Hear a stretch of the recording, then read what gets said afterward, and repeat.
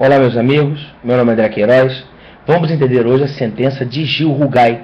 Por que uma pessoa condenada a 33 anos e 9 meses de reclusão, por que chegamos a esse quanto, não é isso? Por que ele está respondendo hoje o processo em liberdade?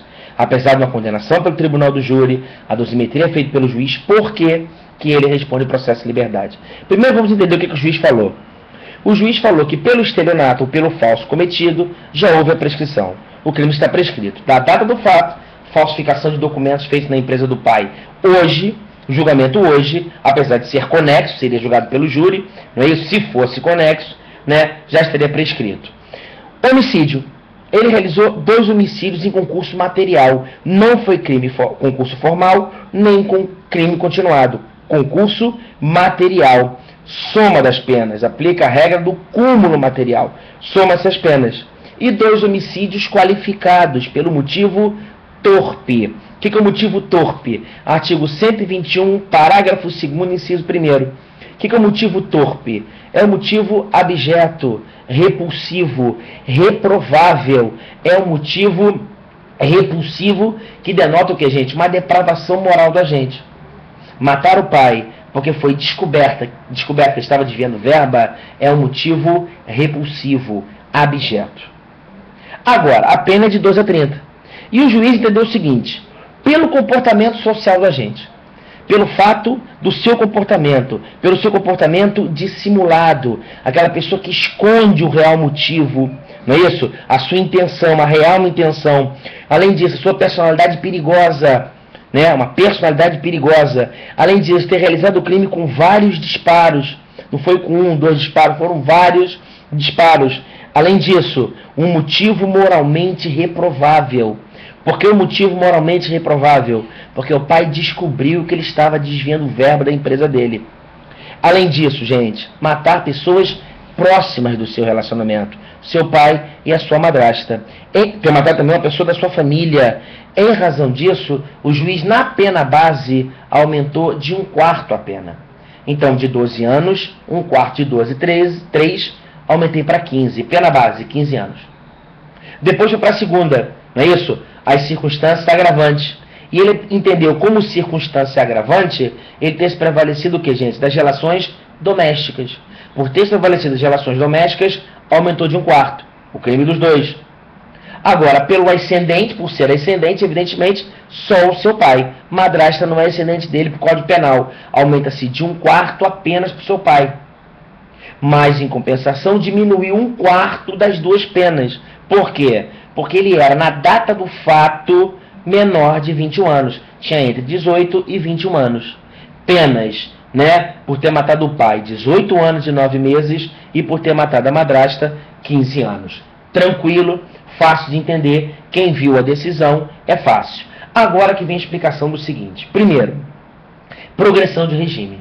André, quanto que ele precisa cumprir para progredir de regime? Ele precisa cumprir, apesar de ter cometido um crime hediondo, tá? Ele cometeu um crime hediondo antes da alteração da Lei 11.464, que falou que para progredir de regime precisa de 2/5 da pena. Ele precisa hoje, da data do fato que ele cometeu, a lei falava que, na lei de crime hediondo, que eu tinha que cumprir integralmente o regime fechado. E o Supremo declarou a inconstitucionalidade desse artigo por entender que ofendia o princípio da individualização das penas. Então ele aplicava o artigo 112 da Lei de Execuções Penais. Artigo 112 da Lei de Execuções Penais. Aplica-se 1/6 da pena. Então ele, com 1/6 da pena, ele pode progredir de regime, que dá um prazo de 5 anos, 7 meses e 15 dias para progredir de regime. Note que para obter os benefícios, ele tem que incidir sobre 33 anos e 9 meses, e não o máximo da pena que ele pode cumprir, 30 anos. Mas aí qual é a questão aqui? A questão importantíssima é que o juiz já aplicou o artigo 387, quer dizer, não pôde, mas citou, que foi alterado pela Lei 12.376, de 2012, que diz o seguinte, gente: se por acaso Gil Rugai já tivesse sido preso preventivamente, e na somatória das prisões preventivas já tivesse somado 5 anos, 7 meses e 15 dias, o juiz, na própria sentença, poderia condenar a 33 anos de reclusão e já impor o regime semiaberto. Como ele não esteve preso cautelarmente por mais de 5 anos, 7 meses e 15 dias, o juiz fixou regime fechado. Haja vista que a lei de crimes hediondos tem que cumprir a pena em regime inicialmente fechado. Ponto. Bacana isso. Se tivesse sido preso cautelarmente esse tempo todo, ele já iria para o regime semiaberto, se o juiz entendesse cabível. Perfeito? Alteração da lei. Só que tem um detalhe. Por que ninguém entende por que está respondendo em liberdade? Agora é o ponto. Que é o seguinte, gente. Na verdade, quando ele foi preso cautelarmente, ok? Lá no passado, o que aconteceu? A defesa impetrou um habeas corpus. E esse habeas corpus foi julgado em liminar.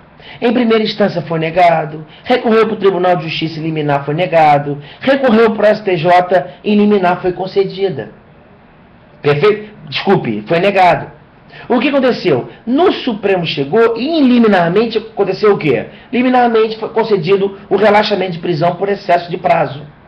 O que me interessa é que lá no passado ele cometeu o crime, eventualmente, não é isso? Os advogados foram impetrando, né, habeas corpus ou recursos, e essa questão liminarmente foi julgada no Supremo. O Supremo liminarmente concedeu o quê? O habeas corpus, relaxamento de prisão, para que ele responda o processo de liberdade. O juiz, ao condenar a 33 anos e 9 meses, diz o seguinte: olha, eu condeno ele a 33 anos e 9 meses. Eu não. O júri condenou. Eu fiz a dosimetria da pena. Agora, existe uma decisão de um órgão muito superior que é o Supremo, que ainda está passivo de julgamento de uma habeas corpus que foi impetrado lá atrás.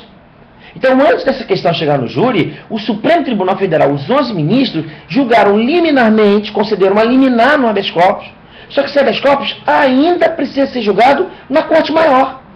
Então, a Corte Maior vai decidir se ele deve ou não responder o processo em liberdade. É essa a questão. Perfeito? Agora, o que eu tenho que entender? Tenho que entender o seguinte: eu tenho que entender que o réu é presumido inocente. E por ser presumido inocente, não é isso? Qualquer prisão antes do trânsito julgado da sentença penal condenatória tem que ser o quê? Tem que ser uma prisão cautelar. E a prisão cautelar ainda está sendo julgada no Supremo Tribunal Federal. Perfeito? Uma questão importantíssima é a preocupação do Ministério Público. Porque o juiz, na sua sentença, determinou o seguinte: que Gil Rugai deve responder o processo em liberdade. O que significa dizer? Significa dizer, se o Ministério Público não recorrer dessa parte da decisão, ele vai responder o processo todo em liberdade. O que significa dizer? Significa dizer que enquanto couber recurso, ele deve responder o processo em liberdade. Por quê? Porque o Ministério Público não recorreu à decisão de primeiro grau. Então a questão mais importante que nós vimos nos jornais, os promotores batendo palma, se abraçando, ótimo, fizeram um ótimo trabalho. Só que eu tenho uma decisão de primeiro grau no Tribunal do Júri, o juiz falando o seguinte: deve responder o processo todo em liberdade. Então o promotor deve recorrer para quê? Para que essa parte da sentença seja alterada, para que ele responda o processo em liberdade até uma eventual decisão do Tribunal Superior, do Tribunal de Justiça ou um Tribunal Superior. Perfeito? Aqui a questão é, ele é presumido inocente. Perfeito? Não, o juiz não falou que estavam presentes os requisitos do artigo 312, haja vista que ele não vai fugir, haja vista que ele agora é um réu conhecido. E além disso, o principal, existe uma liminar concedida relaxando a prisão de Gil Rugai lá atrás, e o mérito da questão no habeas corpus, o mérito do habeas corpus ainda está sendo julgado pelo Supremo. E o juiz entendeu correto, e está correto, que ele não poderia o quê, gente? Não poderia passar essa jurisdição. Se lá no Supremo ainda tem uma questão pendente, ele não deve, não é isso, extrapolar, passar por cima da decisão de liminar do Supremo Tribunal Federal. Perfeito? A decisão do júri é soberana, não há dúvida nenhuma. Houve a plenitude de defesa e não ampla defesa. Muitas pessoas falaram errado na televisão que no júri vigora a ampla defesa. É mais, é plenitude de defesa. Eu posso me defender de qualquer forma, admitido ou não no ordenamento jurídico, desde que não sejam ilícitas, não é isso? Imorais, não é isso? Há quem diga que foi. O que me interessa? O que me interessa é que a questão do Supremo ainda tem que ser julgada. Perfeito? Essa é uma explicaçãozinha rápida para os senhores. Por favor, curtam a minha fanpage, não é isso? www.facebook.com/prof. André Queiroz. Beleza? Não é muito uma questão, uma dica de concurso, mas é uma explicação para os senhores com relação à prisão de Gil Rugai.